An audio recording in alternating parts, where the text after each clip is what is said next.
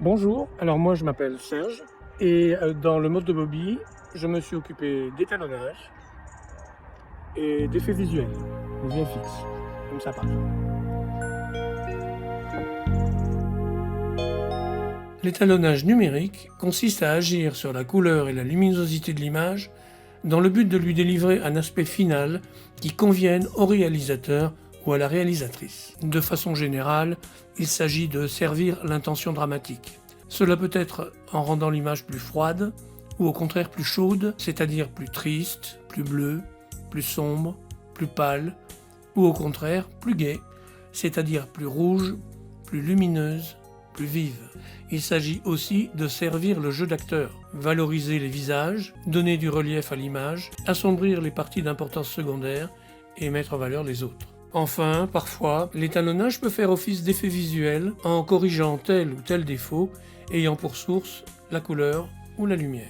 L'étalonneur intervient après le montage, et donc ce qui lui est fourni, c'est un film monté, découpé plan par plan. Le natif, c'est le plan qui est donné à l'étalonneur, celui qui apparaît à ses yeux dans le montage, avant toute intervention de sa part.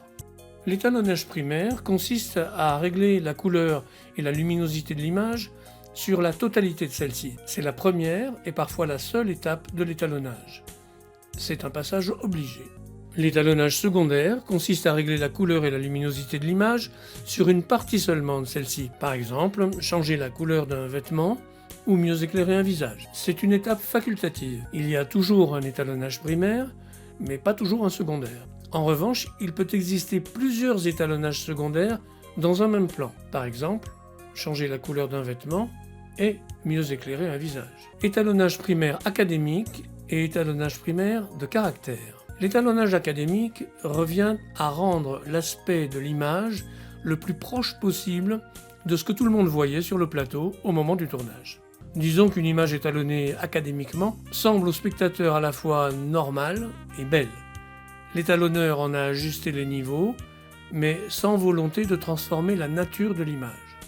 A contrario, l'étalonnage de caractère va agir sur la couleur et la lumière de façon à modifier sensiblement l'aspect final de l'image par rapport à ce qui a été capturé au moment du tournage. Par exemple, une scène tournée de jour peut être transformée en scène nocturne.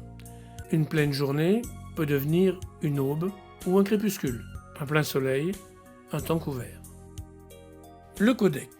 N'oublions pas que l'image numérique, c'est un fichier informatique qui est enregistré sur un support mémoire au moment de la prise de vue pour pouvoir être lu plus tard sur un smartphone, une tablette, un ordinateur, une télévision ou un projecteur de cinéma.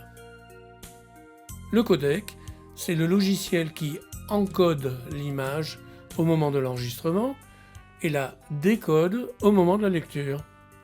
On ne voit pas le codec. C'est un logiciel intégré d'un côté dans les appareils de prise de vue et de l'autre dans les dispositifs de lecture. Le codec RAW, c'est le meilleur, mais cette image RAW présente un gros inconvénient, elle prend beaucoup de place, mais vraiment beaucoup. Entre 20 et 30 fois la taille d'un fichier vidéo tel que vous pouvez le lire sur YouTube ou ailleurs. C'est pourquoi, pour être exploitable, l'image RAW devra être transcodée, c'est-à-dire traduite dans un autre codec, moins qualitatif certes, mais surtout moins gourmand. Veuillez noter que ce codec RAW n'est pas disponible sur tous les appareils de prise de vue, et que parfois, même s'il l'est, on peut décider de ne pas l'utiliser, notamment à cause des énormes quantités de mémoire de stockage qu'il va exiger.